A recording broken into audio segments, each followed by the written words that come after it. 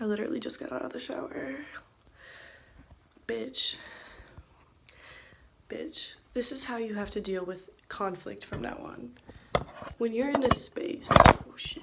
First of all, when you're in a space where you are not being, where you feel that you cannot speak your truth, and you know that you're able and capable fully of speaking your truth to other people and having those hard conversations that are challenging with your friends, with the people that do hold space for you to have those conversations, then you need to realize that when you find yourself in a space where you are not, you fear having that truth conversation, where you fear saying what needs to be said and saying to someone how they hurt you, or just speaking your truth in general. When you're in that situation to speak your truth and you feel that you can't, it is because that person does not fucking hold space for you to speak the truth.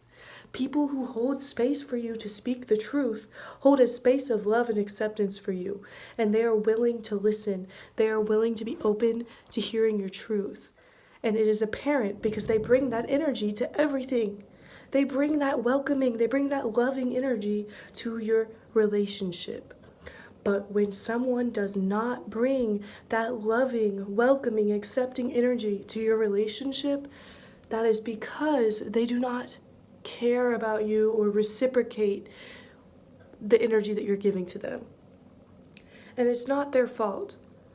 I have found that oftentimes I am one of the few people in those people's lives that does give them that space, that does listen to their truth, that does accept them for who they are and not judge them. Okay? So they often just don't know how to reciprocate it. But either way, if someone is not able to give you that comforting space to speak your truth, and you fear speaking your truth and saying what needs to be said to them when you have the chance, like you get in the situation to speak your truth and you literally are overcome with fear, or just like you just shut down and you can't say it, I feel like it's because your inner voice is just trying to tell you something, man. Like, I feel like it's your inner self trying to tell you, hey, maybe you shouldn't waste this conversation on this person. You know what I mean? Because I've had multiple instances this year where it's like, the truth needed to be spoken, and I tried to speak it. I did my fucking best. I promise I went into these conversations with these people trying to say what the fuck I needed to say, trying to get it out, trying to lay it all on the table and be honest and open, and I just could not do it. And I genuinely spent a lot of time blaming myself, saying like, I let the fear get in the way. I let fear of being abandoned get in the way, and blah, blah, blah. But it's like, bitch, literally this year I also had multiple super hard conversations with my friends, with people in my life that were not comfortable, that were not easy, that scared the shit out of me to have, but I did it anyways because I was strong. And those happened sporadically throughout the year. There was no given time. That wasn't after these conversations didn't have to happen.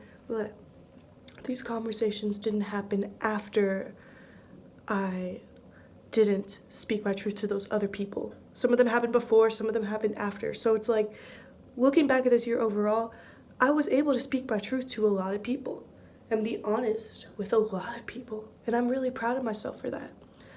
But I've realized that I blamed myself way too much for the conversations that weren't able to take place. And I finally have seen the truth, which is that those people who I could not be open with were not receptive of what I was trying to give them. They were not holding a space for me to speak my truth. So that is hard to accept. But those people in my life that did hold a space of love and acceptance for me, I'm so grateful for, because we grew so much together. We changed so much together. We learned so much from each other, and it wasn't easy. But those are what mature, real-ass relationships are. And I'm grateful for that.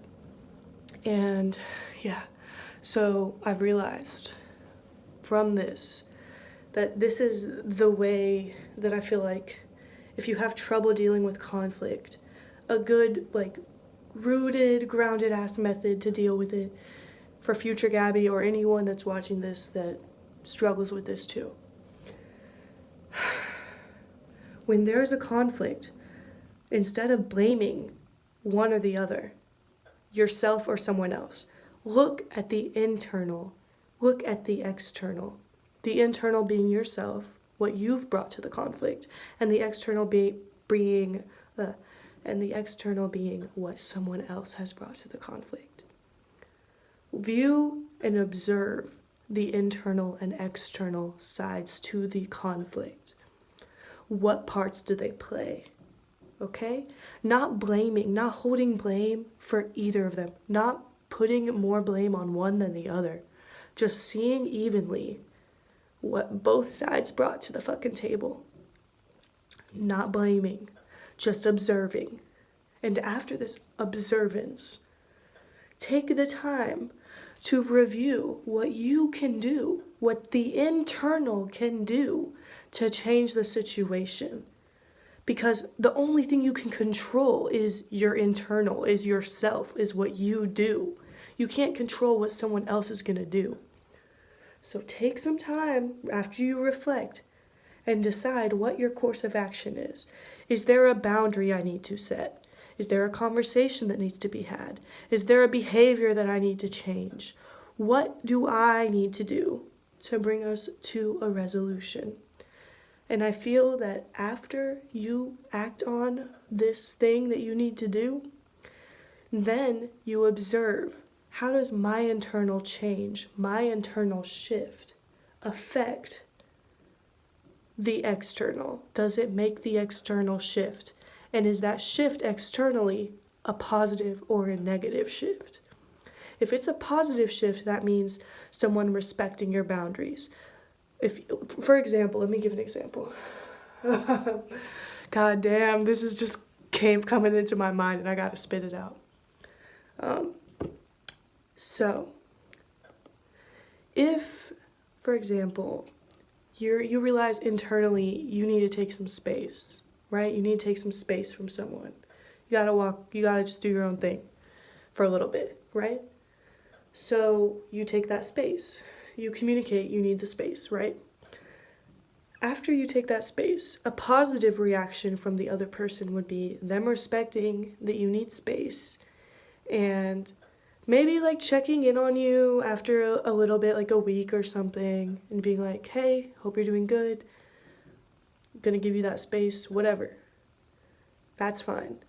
A negative reaction to that would be them trying to get your attention, trying to get in your head, or either trying to get your attention and like trying to get in your head through anger or through completely like trying to manipulate you.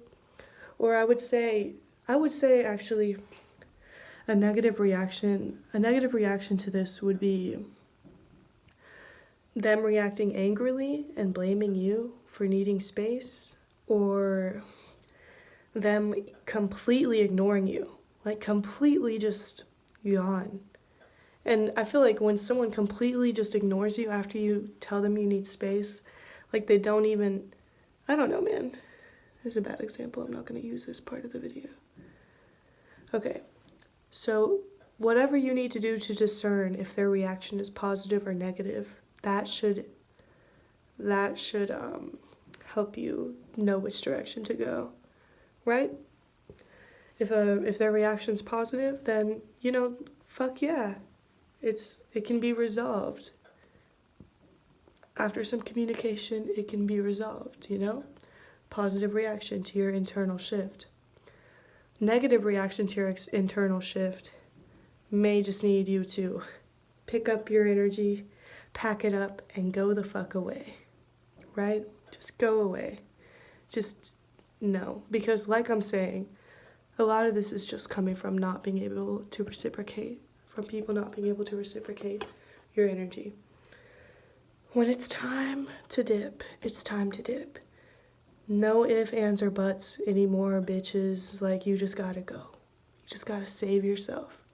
Save yourself the time and energy of these people that are just here because they love what you can do for them, not because they love you for who you are.